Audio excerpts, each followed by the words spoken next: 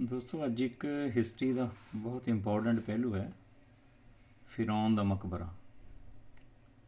ਇਹ ਫਿਰੌਨ ਉਹੀ ਹੈ ਜਿਹੜਾ ਕੁਰਾਨ ਸ਼ਰੀਫ 'ਚ ਅਕਸਰ ਜ਼ਿਕਰ ਆਉਂਦਾ। ਫਿਰੌਨ ਦਾ ਕੁਰਾਨ ਸ਼ਰੀਫ ਦੇ ਵਿੱਚ ਜ਼ਿਕਰ 85 ਵਾਰ ਆਇਆ ਅਤੇ 26 ਸੂਰਤਾਂ ਨੇ ਇਹਦੀਆਂ। 26 ਸੂਰਤਾਂ ਦੇ ਵਿੱਚ ਫਿਰੌਨ ਦਾ ਜ਼ਿਕਰ 85 ਵਾਰ ਆਇਆ, ਜਦ ਕਿ ਹਜ਼ਰਤ ਮੂਸਾ अलैहिस्सलाम ਦਾ ਜ਼ਿਕਰ 136 ਵਾਰ ਆਇਆ। ਤਾਂ ਇਹ ਫਿਰੌਨ ਦਾ ਮਕਬਰਾ ਮਿਸਰ ਦੇ ਵਿੱਚ ਹੈ। ਇਹ ਇੰਨੀ ਇੰਪੋਰਟੈਂਸ ਕਿਉਂ ਮਿਲੀ ਹੈ ਇਹਨੂੰ? ਇਹ ਜਦੋਂ ਹਿਸਟਰੀ ਦੇਖੀ ਤਾਂ ਪਤਾ ਚੱਲਿਆ ਵੀ ਇਹ ਬਹੁਤ ਇੰਟੈਲੀਜੈਂਟ ਸੀਗਾ। ਇਹ ਫਿਰੌਨ ਇੱਕ ਲਕਬ ਹੈ। ਵੈਸੇ ਇਹਨਾਂ ਦੇ ਨਾਂ ਅਲੱਗ-ਅਲੱਗ ਨੇ। ਮੈਂ 10 ਬਾਦਸ਼ਾਹ ਦੇ ਨਾਂ ਗਿਣਾਊਂਗਾ ਤੁਹਾਨੂੰ, ਜਿਨ੍ਹਾਂ ਦੇ ਅਲੱਗ-ਅਲੱਗ ਨਾਂ ਨੇ। ਇਹ ਫਿਰੌਨ ਦਾ ਮਕਬਰਾ ਹੈ, ਮਿਸਰ ਦੇ ਵਿੱਚ ਹੈ ਔਰ ਹੁਣ ਵੀ ਹੈ। ਇਹ ਪਿਰਾਮਿਡ ਆਫ ਇਜਿਪਟ ਬੋਲਦੇ ਆਪਾਂ ਇਹਨਾਂ ਨੂੰ। ਕੁਰਾਨ ਸ਼ਰੀਫ ਦੇ ਵਿੱਚ ਜਦੋਂ ਹਜ਼ਰਤ ਮੂਸਾ अलैहिस्सलाम ਗਏ ਨੇ ਫਿਰੌਨ ਕੋਲੇ ਸਹੀ ਰਸਤਾ ਦਿਖਾਉਣ, ਰੱਬ ਦੇ ਕਹੇ 'ਤੇ ਵੀ ਤੁਸੀਂ ਸੀਗੇ ਰਸਤੇ 'ਤੇ ਆ ਜਾਓ, ਤੁਸੀਂ ਰੱਬ ਨਹੀਂ ਹੈਗੇ, ਰੱਬ ਤਾਂ ਉਹ ਹੈ ਜਿਨ੍ਹਾਂ ਨੇ ਜ਼ਮੀਨ ਔਰ ਆਸਮਾਨ ਨੂੰ ਬਣਾਇਆ। ਤਾਂ ਇਹ ਹੈ ਵੀ ਮੂਸਾ अलैहिस्सलाम 136 ਵਾਰ ਆਇਆ ਅਤੇ ਫਿਰੌਨ ਦਾ 85 ਵਾਰ ਆਇਆ। ਕੁਰਾਨ ਸ਼ਰੀਫ ਦੇ ਵਿੱਚ ਸਭ ਤੋਂ ਵੱਧ ਅਗਰ ਕਿਸੇ ਨਬੀ ਦਾ ਨਾਮ ਆਇਆ ਤਾਂ ਮੂਸਾ अलैहिस्सलाम ਦਾ ਆਇਆ। ਤਾਂ ਫਿਰੌਨ ਦਾ ਫਿਰ ਇਸ ਤੋਂ ਬਾਅਦ ਆਉਂਦਾ ਨਾਮ। ਤਾਂ ਇਹ ਫਿਰੌਨ ਨੇ ਖੁਦਾਈ ਦਾ ਦਾਅਵਾ ਕੀਤਾ ਸੀ ਵੀ ਮੈਂ ਰੱਬ ਹੈ, ਮੈਨੂੰ ਪੂਜੋ। ਇਹਨੇ ਬਣੀ ਇਸਰਾਈਲ ਕੌਮ ਨੂੰ ਕੈਦ ਕੀਤਾ ਹੋਇਆ ਸੀਗਾ। ਉਹਨਾਂ ਤੋਂ ਬਹੁਤ ਗਲਤ ਕੰਮ ਕਰਾਉਂਦਾ ਸੀ। ਕੱਪੜੇ ਨਹੀਂ ਦਿੰਦੇ ਆ, ਖਾਣਾ ਨਹੀਂ ਦਿੰਦਾ ਸੀ, ਲੇਕਿਨ ਕੰਮ ਕਰਾਉਂਦਾ ਸੀ। ਇਹ ਫਿਰੌਨ ਦੀ ਲਾਸ਼ ਹੈ, ਮੰਮੀ ਬਣ ਕੇ ਜਿਹੜੀ ਰੱਖੀ ਹੈ। ਇਹ ਓਰੀਜਨਲ ਫਿਰੌਨ ਥਾ ਕਿਸੇ ਟਾਈਮ। ਉਹਦੀ ਬੋਡੀ ਹਾਲੇ ਤੱਕ ਪਈ ਹੈ ਔਰ ਇਹ ਇੱਕ ਇਬਰਤ ਹੈ, ਇੱਕ ਨਿਸ਼ਾਨੀ ਹੈ। ਰੱਬ ਨੇ ਕਿਹਾ ਹੋਇਆ ਵੀ ਮੈਂ ਨਿਸ਼ਾਨੀ ਦੇ ਤੌਰ 'ਤੇ ਰੱਖਿਆ ਹੋਇਆ ਹੈ। ਇਹ ਹੈ। ਅਤੇ ਫਿਰੌਨ ਨੇ ਕਿਹਾ ਕਿ ਮੇਰੇ ਦਰਬਾਰੀਓ, ਮੈਂ ਤੁਹਾਡਾ ਅਸਲ ਰੱਬ ਹਾਂ। ਮੇਰੇ ਵਜ਼ੀਰ ਹਾਮਾਨ ਮੇਰੇ ਲਈ ਗਾਰੇ ਨੂੰ ਅੱਗ ਵਿੱਚ ਪਕਾ ਕੇ ਇੱਕ ਉੱਚੀ ਸਾਰੀ ਇਮਾਰਤ ਬਣਾਓ ਤਾਂ ਕਿ ਮੈਂ ਮੂਸਾ ਦੇ ਰੱਬ ਵੱਲ ਚੜ੍ਹ ਸਕਾਂ। ਕਿਉਂਕਿ ਉਹ ਮੰਨਦਾ ਹੀ ਨਹੀਂ ਥਾ ਵੀ ਕੋਈ ਹੋਰ ਰੱਬ ਹੈਗਾ ਮੇਰੇ ਤੋਂ ਬਿਨਾਂ, ਬਲਕਿ ਮਜ਼ਾਕ ਉਡਾਇਆ ਸੀ ਉਹਨੇ ਮੂਸਾ अलैहिस्सलाम ਦਾ। ਤਾਂ ਇਹ ਇਮਾਰਤ ਜਿਹੜੀ ਮਿਸਰ 'ਚ ਹੈ, ਪਿਰਾਮਿਡ ਆਫ ਇਜਿਪਟ, ਮਿਸਰ ਦੇ ਮਕਬਰੇ, ਇਹਨਾਂ ਦੇ ਗੁਣ ਵੀ ਅਜੀਬ ਨੇ। ਹਾਲੇ ਤੱਕ ਸਾਇੰਸਦਾਨ ਇਹ ਕਹਿੰਦੇ ਵੀ ਸਾਨੂੰ 1% ਵੀ ਨਹੀਂ ਹਾਲੇ ਗੁਣ ਪਤਾ ਲੱਗੇ ਇਹਦੇ। ਤਾਂ ਉਹ ਗੁਣਾਂ ਬਾਰੇ ਕੁਛ ਆਪਾਂ ਗੱਲ ਕਰਾਂਗੇ। ਬੜੇ ਅਜੀਬ ਗੁਣ ਨੇ ਵੀ ਜਦ ਸਾਇੰਸਦਾਨ ਇਹ ਕਹਿੰਦੇ ਨੇ ਵੀ ਸਾਨੂੰ ਪਤਾ ਨਹੀਂ ਲੱਗਿਆ, ਤਾਂ ਕੈਸੇ ਗੁਣ ਹੋਣਗੇ ਔਰ ਉਸ ਸਮੇਂ ਬੰਦਿਆਂ ਨੇ ਕਿਸ ਤਰ੍ਹਾਂ ਬਣਾਏ ਹੋਣਗੇ। ਔਰ ਤੁਸੀਂ ਵੀ ਦੇਖੋਗੇ। ਅਤੇ ਫਿਰੌਨ ਨੇ ਕਿਹਾ ਕਿ ਮੇਰੇ ਦਰਬਾਰੀਓ, ਤੁਹਾਡਾ ਅਸਲ ਰੱਬ ਮੈਂ ਹਾਂ। ਹਾਮਾਨ ਇਹ ਆਪਣੇ ਆਪ ਨੂੰ ਰੱਬ ਕਹਿੰਦਾ ਸੀਗਾ ਵੀ ਜੋ ਕੁਝ ਕਰਦਾ ਮੈਂ ਕਰਦਾ, ਵੀ ਮੈਨੂੰ ਰੱਬ ਮੰਨੋ।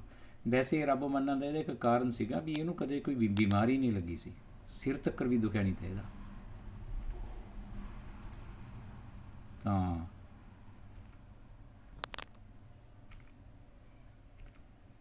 ਇਹ ਫਿਰੌਨ ਸਭ ਤੋਂ ਪਹਿਲਾ ਜਿਹੜਾ ਗੁਣ ਹੈ ਇਹਦਾ, ਉਹ ਇਹ ਹੈ ਵੀ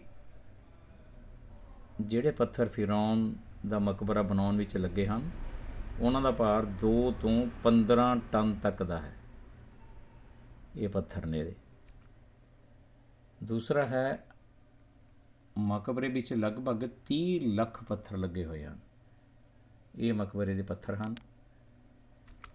ਤੀਸਰਾ ਗੁਣ ਹੈ, ਫਿਰੌਨ ਦੇ ਕਮਰੇ ਦੀ ਛੱਤ 'ਤੇ ਲੱਗੇ ਇੱਕ ਪੱਥਰ ਦਾ ਭਾਰ 70 ਟਨ ਹੈ। 70 ਟਨ ਹੈ। ਸੋਚਣ ਦੀ ਗੱਲ ਇਹ ਹੈ ਕਿ ਇਹ ਪੱਥਰ ਬਿਨਾਂ ਬਿਜਲੀ, ਬਿਨਾਂ ਕਰੇਨ, ਬਿਨਾਂ ਲਿਫਟ ਕਿਵੇਂ ਆਪਣੀ ਜਗ੍ਹਾ 'ਤੇ ਫਿੱਟ ਕੀਤਾ ਗਿਆ। ਉਸ ਜ਼ਮਾਨੇ 'ਚ ਸਾਇੰਸ ਕੋਈ ਡਿਵੈਲਪ ਨਹੀਂ ਕੀਤੀ ਹੋਈ ਸੀ ਸਾਇੰਸ ਨੇ ਵੀ ਐਡੀਆਂ ਐਡੀਆਂ ਮਸ਼ੀਨਾਂ ਜਾਂ ਕਰੇਨਾਂ ਨਾਲ ਆਪਾਂ ਪੱਥਰ ਨੂੰ ਸਹੀ ਜਗ੍ਹਾ 'ਤੇ ਰੱਖ ਸਕੀਏ। ਔਰ ਪੱਥਰ ਕਿੱਥੋਂ ਲੈ ਕੇ ਆਇਆ ਹੋ, ਕੌਣ ਲੈ ਕੇ ਆਇਆ ਹੋਊਗਾ, ਕਿਸ ਤਰ੍ਹਾਂ ਤਰਾਸ਼ਿਆ ਹੋਊਗਾ, ਇਹ ਸਾਰਾ ਕੁਝ ਦੇਖਣ ਵਾਲਾ ਹੈ। ਚੌਥੇ ਦਾ ਗੁਣ ਹੈ ਮਕਬਰੇ ਦੀ ਬੁਲੰਦੀ 149.4 ਮੀਟਰ ਹੈ। ਹੈਰਾਨੀ ਦੀ ਗੱਲ ਤਾਂ ਇਹ ਹੈ ਕਿ ਧਰਤੀ ਅਤੇ ਸੂਰਜ ਵਿਚਕਾਰ ਦੂਰੀ ਵੀ 149.4 ਮਿਲੀਅਨ ਕਿਲੋਮੀਟਰ ਦੀ ਹੈ। 5000 ਸਾਲ ਪਹਿਲਾਂ ਇਹ ਜਾਣਕਾਰੀ ਕਿਸੇ ਮਨੁੱਖ ਕੋਲ ਨਹੀਂ ਸੀ।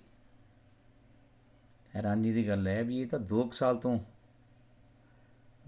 ਸਾਲ ਤੋਂ ਪਤਾ ਚੱਲਿਆ ਵੀ ਜ਼ਮੀਨ ਘੁੰਮਦੀ ਹੈ ਸੂਰਜ ਦੇ ਗਿਰਦ, ਉਹਦੀ ਦੂਰੀ ਇੰਨੀ ਹੈ, ਕਿਉਂਕਿ ਜਦ ਇੰਨੇ ਯੰਤਰ ਨਹੀਂ ਸੀਗੇ ਵੀ ਅਸੀਂ ਪਤਾ ਕਰ ਸਕੀਏ। ਇਹਦਾ ਮਕਬਰੇ ਦਾ ਹਾਈਟ ਤੇ ਇਹ ਦੇਖੋ ਕਿਸ ਤਰ੍ਹਾਂ ਬਣਾਇਆ ਹੋਊਗਾ। ਪੰਜਵਾਂ ਹੈਗਾ ਮਕਬਰੇ ਦੇ ਅੰਦਰ ਜਾਣ ਦਾ ਰਸਤਾ ਉੱਤਰੀ ਧਰੁਵ ਤਾਰੇ ਵੱਲ ਅਤੇ ਬਾਹਰ ਆਉਣ ਦਾ ਰਸਤਾ ਸੀਰੀਅਸ ਨਾਮੀ ਤਾਰੇ ਵੱਲ ਸੰਕੇਤ ਕਰਦਾ ਹੈ। 2 ਤਾਰਿਆਂ ਦਾ ਵਰਣਨ ਕੁਰਾਨ ਵਿੱਚ 53 ਸੂਰਜ ਨੰਬਰ ਔਰ 1 ਨੰਬਰ ਆਇਤ ਤਾਰੇ ਦੀ ਕਸਮ ਜਦੋਂ ਉਹ ਅਲੋਪ ਹੋਣ ਲੱਗੇ, ਅਤੇ 86ਵੀਂ ਸੂਰਤ 2 ਤੋਂ 3 ਆਇਤ ਤੁਹਾਨੂੰ ਕੀ ਪਤਾ ਰਾਤ ਦੇ ਸਮੇਂ ਆਉਣ ਵਾਲਾ ਕੀ ਹੈ, ਉਹ ਇੱਕ ਤਾਰਾ ਹੈ ਚਮਕਣ ਵਾਲਾ। ਇਹ ਕੁਰਾਨ ਸ਼ਰੀਫ 'ਚ ਆਇਆ ਜ਼ਿਕਰ। 6ਵਾਂ ਹੈ ਜੇ ਤਾਜ਼ਾ ਮਾਸ ਦਾ ਟੁਕੜਾ ਮਕਬਰੇ ਵਿੱਚ ਰੱਖੋਗੇ ਤਾਂ ਉਹ ਸੜੇਗਾ ਨਹੀਂ, ਸਗੋਂ ਸੁੱਕ ਜਾਵੇਗਾ। ਮੰਮੀ ਜਿਹਨੂੰ ਕਹਿੰਦੇ ਆਪਾਂ ਵੀ ਮਰੇ ਹੋਏ ਸਰੀਰ ਨੂੰ ਇੱਥੇ ਰੱਖ ਦਿੰਦੇ ਥੇ, ਉਹ ਗਲਦਾ ਨਹੀਂ ਥਾ। ਉਹ ਸਰੀਰ ਸੁੱਕ ਜਾਂਦਾ ਸੀ, ਜਿਵੇਂ ਫਿਰੌਨ ਦਾ ਸਰੀਰ ਸੁੱਕ ਗਿਆ, ਗਲਿਆ ਨਹੀਂ ਹੈ। ਨਹੀਂ ਅਕਸਰ ਆਪਾਂ ਮਾਸ ਦਾ ਟੁਕੜਾ ਰੱਖ ਦਈਏ, ਗਲ ਜਾਂਦਾ, ਉਹ 'ਚੋਂ ਸਮੈਲ ਆਉਣੀ ਸ਼ੁਰੂ ਹੋ ਜਾਂਦੀ ਹੈ। ਲੇਕਿਨ ਇਹਦੇ ਅਜੀਬ ਗੱਲ ਸੀ ਇਸ ਮਕਬਰਿਆਂ 'ਚ ਕਿਵੇਂ ਬਣਾਏ ਹੋਏ ਨੇ ਇਹ, ਕਿਸ ਤਰ੍ਹਾਂ ਹੈ ਵੀ ਇੱਥੇ ਕੋਈ ਵੀ ਮਾਸ ਦਾ ਟੁਕੜਾ ਹੁਣ ਵੀ ਰੱਖ ਦਈਏ ਤਾਂ ਉਹ ਗਲਦਾ ਨਹੀਂ ਹੈ। ਮਕਬਰੇ ਦੇ ਆਧਾਰ ਦੇ ਘੇਰੇ ਨੂੰ ਇਸ ਦੀ ਉਚਾਈ ਨਾਲ ਵੰਡਣ 'ਤੇ ਪਾਈ ਦਾ ਮੁੱਲ ਆਉਂਦਾ ਹੈ। ਪਾਈ ਦਾ ਮੁੱਲ ਹੁੰਦਾ ਹੈ 3.14, ਜਦੋਂ ਕਿ ਪਾਈ ਦਾ ਉਸ ਸਮੇਂ ਕੁਝ ਅਤਾ ਪਤਾ ਵੀ ਨਹੀਂ ਸੀ।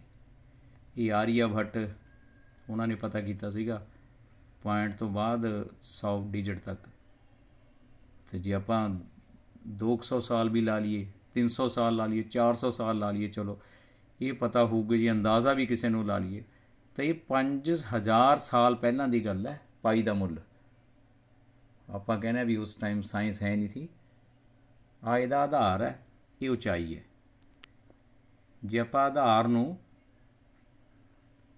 ਇਹਦੇ ਘੇਰੇ ਦਾ ਜਿਹੜਾ ਨੀਚੇ ਘੇਰਾ ਹੈ, ਜਿੱਥੇ ਜਿੱਥੇ ਤਿਕੋਣ ਜੀ ਬਣੀ ਹੋਈ ਹੈ, ਇਹ ਪੂਰਾ ਘੇਰਾ ਨਾਪ ਲਈਏ ਅਤੇ ਇਹਦੀ ਉਚਾਈ ਦੀ ਆਪਾਂ ਵੰਡੀਏ ਤਾਂ 3.14 ਆਉਂਦਾ। ਔਰ 3.14 ਪਾਈ ਦਾ ਮੁੱਲ ਹੈ, ਜਿਹੜਾ ਚੱਕਰ ਦਾ ਖੇਤਰਫਲ ਕੱਢਣ 'ਚ ਕੰਮ ਆਉਂਦਾ।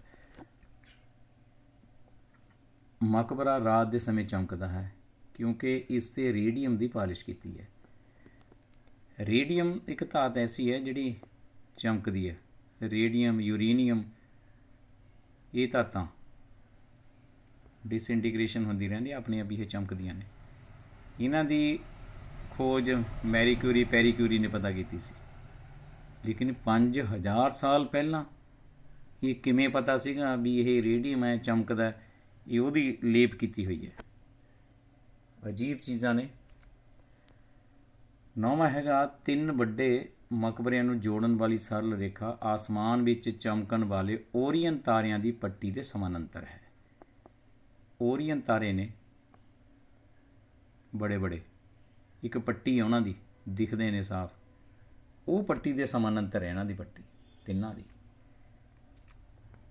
ਔਰ ਸਾਲ ਵਿੱਚ ਇੱਕ ਦਿਨ ਸੂਰਜ ਦੀਆਂ ਕਿਰਨਾਂ ਮਕਬਰੇ ਦੇ ਅੰਦਰ ਦਾਖਲ ਹੁੰਦੀਆਂ ਹਨ। ਇਹ ਦਿਨ ਫਿਰੌਨ ਦੀ ਜਨਮ ਮਿਤੀ ਹੈ। 10 ਫਿਰੌਨ ਜਿਹੜੇ ਆਪਾਂ ਕਹਿੰਦੇ ਵੀ ਫਿਰੌਨ ਇੱਕ ਨਹੀਂ ਥਾ। ਫਿਰੌਨ ਤਾਂ ਇੱਕ ਲਕਬ ਹੈ, ਅਸਲ 'ਚ ਰਾਜਿਆਂ ਦੇ ਨਾਮ ਇਹ ਸੀਗੇ। ਪਹਿਲਾਂ ਜੋਸਰ ਸੀ, ਫਿਰ ਖੁਫੋ ਸੀ, ਫਿਰ ਹੈਸ਼ੀਪੁਰ ਸੀ, ਫਿਰ ਤੂਮੋਸ ਸੀ, ਫਿਰ ਅਮੈਂਸਹੋਟੇਪ ਸੀ, ਅਖੀਨਾਟਨ ਸੀ, ਤੂਤਾਨਖਾਨਮ ਸੀ, ਰਾਮਸੇਸਿਸ ਸੀ, ਜ਼ੈਰਸਿਸ ਸੀ, ਕਲੀਓਪਾਤਰਾ ਸੀ। ਇਹ ਨੇ 10 ਇਹਨਾਂ ਦਾ ਟਾਈਮ ਹੈ। ਮੂਸਾ अलैहिस्सलाम ਦਾ ਜਿਹੜਾ ਟਾਈਮ ਸੀਗਾ ਉਹ ਹੈ ਇਹ ਰਾਮਸੇਸੇ ਸੈਕੰਡ ਦੇ। ਇਹ ਰਾਮਸੇਸੇ ਸੈਕੰਡ ਦੇ ਪਿਤਾ ਦਾ ਨਾਮ ਸੂਤੀ ਸੀ, SUTI, ਅਤੇ ਉਹਦੇ ਪਿਤਾ ਦਾ ਨਾਮ ਸੀਗਾ ਰਾਮਸੇਸੇ ਫਸਟ, ਮਤਲਬ ਰਾਮਸੇਸੇ ਫਸਟ ਦਾ ਇਹ ਪੋਤਾ ਹੋਇਆ ਹੈ, ਜਿਹੜਾ ਹੁਣ ਫਿਰੌਨ ਜੀ ਦੀ ਗੱਲ ਕਰਦੇ ਹਾਂ ਕੁਰਾਨ ਸ਼ਰੀਫ 'ਚ। ਜਿਹੜੇ ਮੂਸਾ अलैहिस्सलाम ਦਾਊਦ अलैहिस्सलाम ਤੋਂ 500 ਸਾਲ ਬਾਅਦ ਆਏ ਨੇ, ਅਤੇ ਮੂਸਾ अलैहिस्सलाम ਤੋਂ 1100 ਸਾਲ ਬਾਅਦ ਈਸਾ अलैहिस्सलाम ਆਏ ਨੇ। ਮੂਸਾ अलैहिस्सलाम ਦੀ ਉਮਰ ਹੈ ਜਿਹੜੀ 120 ਸਾਲ ਸੀ, ਅਤੇ ਇਹਨਾਂ ਦਾ ਜਿਹੜਾ ਰਾਮਸੇਸੇ ਸੈਕੰਡ ਦਾ ਹਕੂਮਤ ਦਾ ਟਾਈਮ ਸੀ ਉਹ ਸੀ 66 ਸਾਲ।